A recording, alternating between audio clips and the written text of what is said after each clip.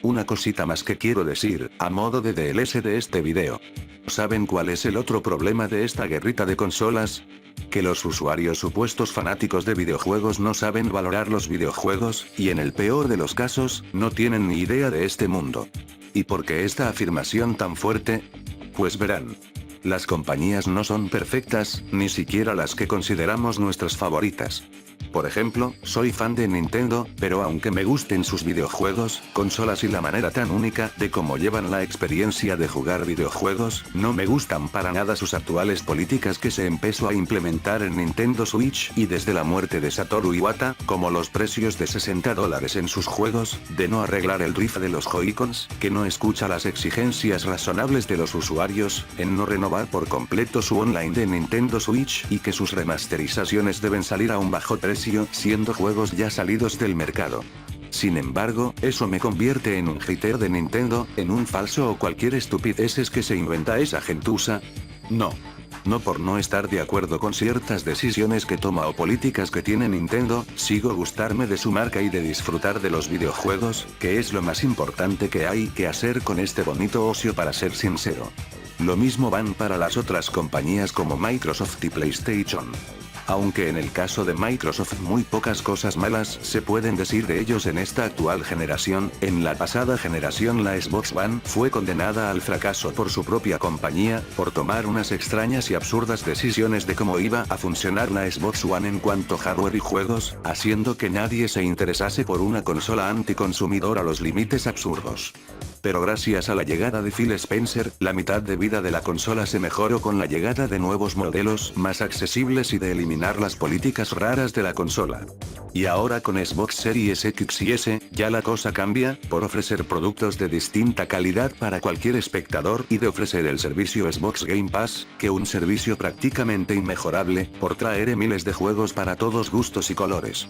Y aunque pagas por un servicio de $7 y $11 la versión Ultimate, los videojuegos que tienen el servicio los juegas gratis. Pero, el hecho de que criticamos las políticas anteriores que tuvo Xbox en el pasado, ¿nos convertían en hater de Xbox? Claro que no. Y es más, si no fueran por las críticas justificadas y razonables, no tendríamos a Xbox en una mejor posición que antes. Y en el caso de PlayStation es parecido a la de Nintendo. Tampoco PlayStation no es perfecta, aunque tiene videojuegos de muy buena calidad y de permitir a los desarrolladores una libertad creativa, no podemos decir lo mismo de sus políticas. Al igual que con Nintendo, tampoco estoy de acuerdo de los precios de $80 en los juegos de PlayStation 5, sobre todo viniendo de juegos de la pasada generación que llega remasterizado, ya que se ha demostrado casos como Resident Evil 8, que sus versiones de pasada generación, se puede actualizar gratis el techo técnico para jugar en las consolas de nueva generación. O también de haber precipitado a decir que los videojuegos que iban a salir supuestamente solo en PlayStation 5 y en 2020 o 2021, cuando en realidad se han retrasado en 1 o 2 años y que después muchos de ellos se convirtieron en intergeneracionales. Pero aún con eso me convierte en un hater de PlayStation. Claro que no. Al igual que con Nintendo, se puede disfrutar tranquilamente de sus videojuegos y de esperar con ansias sus próximos títulos, mientras el stock de PlayStation 5 se normalice. Pero, ¿a qué quiero llegar con esto? Que muchos usuarios y youtubers confunden y exageran el concepto de quejas razonables o críticas constructivas, a un odio enfermizo a unas simples compañías del ocio y cacharros de plástico. O sea, si les dices una cosa mala de cierta compañía, te tacharán de hater, falso infiltrado o hipócrita sin motivo alguno. O al revés, si le dices algo bueno de una compañía, te tacharán de fanboy, mediocre o un queda bien sin motivo alguno.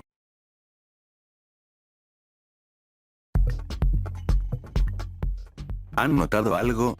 Que básicamente ellos te tacharán de básicamente lo mismo, pero lo opuesto de uno a otro. Para ser más específicos, si dices algo bueno de Nintendo, te tacharán de cartonero, nintenfermo, switchtubers, nintendero recalcitrante o infantil. O si dices una cosa mala de Nintendo, te tacharán de fanboy de Sony, falso infiltrado o que le haces una campaña contra Nintendo. Después viene de que si él dices algo malo de Sony, te tacharán fanboy de Xbox, pilero o que te gusta el pobre Paz. O si dices algo bueno de Sony, te tacharán de fanboy, pipero o que te gusta los pelijuegos. Y por último, si dices algo malo de Xbox, te tacharán de fanboy de PlayStation, falso infiltrado, capitalista o que te gusta una consola defectuosa. O si dices algo bueno de Xbox, te tacharán de fanboy de Xbox, pilero, sectario o que te gustan que te lo den gratis. ¿Ven un patrón similar? Cualquier cosa que digas de estas compañías, ya sean sus virtudes y defectos, siempre te vendrán los mismos estúpidos a comentar estupideces, llenos de rabia y odio irracional. Es verdad que son una minoría, puesto que la mayoría disfrutamos de los videojuegos, aún con esos defectos en esas compañías. Pero el problema es que la minoría que se comportan como unos malditos cavernícolas, son las que hacen más ruido, y curiosamente, son las que reciben más apoyo que de los usuarios o youtubers que dan un mensaje positivo y sano de los videojuegos. ¿Y saben por qué? Porque el ser humano es un morboso, y siempre le va a picar la curiosidad a las cosas que, no solo llaman la atención, sino a las cosas negativas o destructivas. En estas últimas décadas, se ha notado todavía más esta tendencia. Claro, no es algo nuevo, pero en esta década es el pan de cada día. Más todavía, cuando se trata de exclusivos de X consola. Esto es algo que no hablé nunca en mi video sobre la guerra mental de consolas, pero es algo muy importante. De verdad, ¿por qué a estas personas les duele tanto que un videojuego salga exclusivo en X plataforma? ¿Por qué esa rabia y odio enfermizo a algo como eso? Podría entender que quizás ese juego quieres jugarlo, pero no tengas la consola. Eso se puede entender, ya que nadie tiene el tiempo y dinero para tenerlo todo en esta vida. Pero no me vengas a engañar a nosotros y a ti mismo que ese exclusivo va a ser una basura, sin jugarlo para empezar, y segundo, que en su interior quieres jugarlo pero prefieres echarle basura porque no está para tu sistema a la que alabas hasta las nubes. Repito. Entiendo perfectamente a aquellas personas que no han podido probar estos videojuegos exclusivos por no tener esa consola, ya que no todos podemos tener todo en esta vida. Estas palabras no van a esa clase de personas, sino a la gente que quiere probar esos exclusivos, pero empieza a tirar por tierra a ese videojuego sin haberlo jugado e insultar a quienes sí lo han jugado o lo están jugando. ¿Por qué mejor en vez de hacer esta mierda, puedan desearle suerte a quienes sí lo van a jugar o mínimo poder adquirir dicho sistema para poder ver si te gusta o no el videojuego y tener tu propia experiencia y opinión? ¿Es algo difícil? No, pero parece que a muchos les cuesta entender este punto tan básico. Hay algo que estoy de acuerdo con Puerta al Sótano, concretamente en este video, que yo también me lo estaba pensando, es que tal parece que la única forma que esta estúpida guerra inexistente de consolas se acabe, es que los exclusivos de una plataforma sean multiplataformas. Es decir, que un juego de PlayStation esté en Xbox, y un juego de Xbox esté en PlayStation. Perdón por lo que voy a decir, pero es una completa estupidez lo que están pidiendo. Sé que algunos exclusivos dejan de serlo debido a motivos de contratos. Pero eso no quiere decir que todos los exclusivos de estas plataformas tienen que ser multiplataforma, porque díganme, ¿cuál le vendría sentido comprarse una consola? ¿Por ser bonita, o por sus videojuegos? Obviamente los videojuegos, pero sobre todo, muchas personas les atrae a los exclusivos.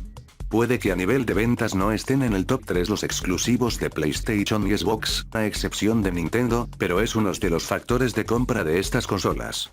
Ya lo de los juegos multiplataformas, uno puede decidir por dónde jugarlo. Pero aquí el punto es, que las videoconsolas tienen que tener juegos exclusivos. ¿Por qué? Por identidad, por marketing, por ventas y porque tienen que tener un motivo de compra. Si una videoconsola tiene solo juegos multiplataforma, entonces ¿para qué hay competencia? ¿Para qué hay una alternativa como es Xbox, como es PlayStation, o como es Nintendo Switch? ¿Ven que estas personas no piensan dos veces lo que están diciendo?